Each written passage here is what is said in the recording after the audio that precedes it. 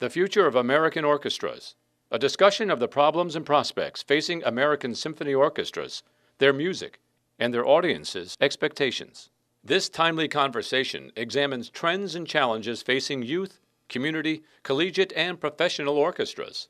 In this segment, panelists discuss the future of the American orchestra with musicians' unions.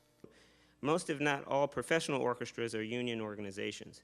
What is the future of this relationship, and what changes have to come for the orchestra of 2020 to be successful? Why is the panel looking at a former orchestra manager? Yeah, I don't know why.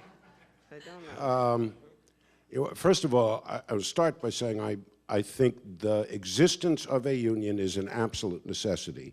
The way and while orchestras have often been affiliated with the union before the 1960s, the union paid no attention to classical musicians, and musicians were treated just horrendously. They were underpaid. You couldn't live on the salary you made by being a member of the greatest orchestras in America, New York, Chicago.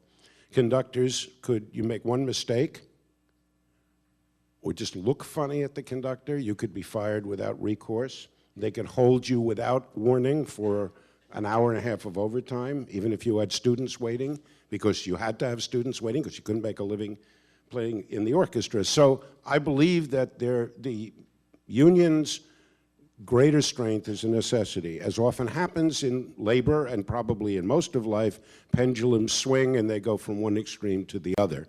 And I think there's got to be a healthier, more mutually communicative relationship between union musicians and managements and the union itself. The union has always been behind the curve on electronic media.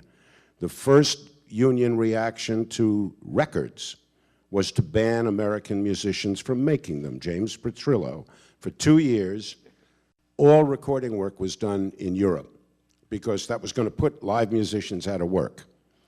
And they have been behind the curve on the internet and everything else, demanding big payments for a while when there was no money to be paid. That's beginning to loosen up a little bit. I think there still needs to be some really significant change, and actually, I wonder, and I've actually had this conversation at my school, I wonder if some music school or conservatory could be the host of a really interesting 2-day symposium that had a whole spectrum of people from the field to talk about the history and the future of the union orchestral institution relationship. There has to be more flexibility while still protecting people. I think that's possible, but everybody's afraid to even put their toe in that water, and I wonder if an educational institution might not be the place to start that exploration. If you can join me in a round of applause for each member of our panel: David Cizak, David, Edward, Janet, Henry.